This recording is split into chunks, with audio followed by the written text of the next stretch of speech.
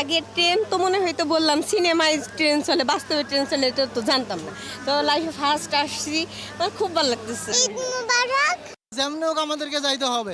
ভেতরে যাবেন, আমরা যদি টিকিট কাটছি আপনি টিকিট দেখাবেন, সিট দিবে না, বুঝছেন।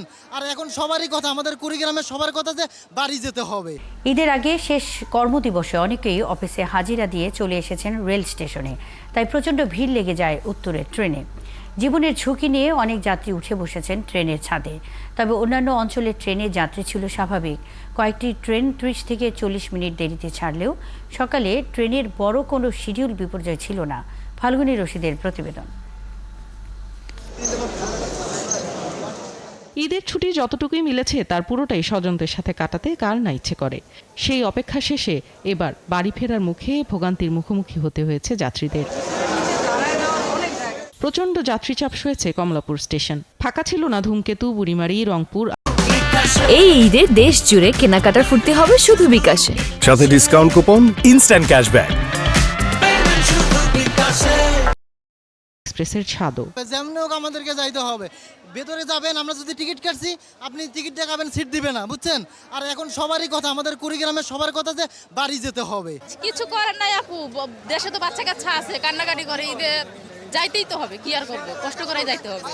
যখন আপনার এয়ারপোর্ট যাবে আরো মনে করেন শরীরের উপর দিয়ে মনে করেন মানুষ উঠবে। এখন যে অবস্থা, এখানে অথরিটির অনেক দুর্বলতা।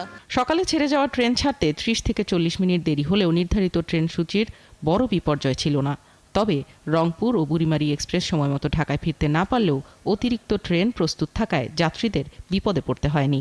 আগে ট্রেন তো মনে হয়তো বললাম সিনেমায় ট্রেন চলে, বাস্তবে ট্রেন চলে এটা তো জানতাম না। তো লাইফে ফার্স্ট আসছি, আমার খুব ভালো লাগতেছে।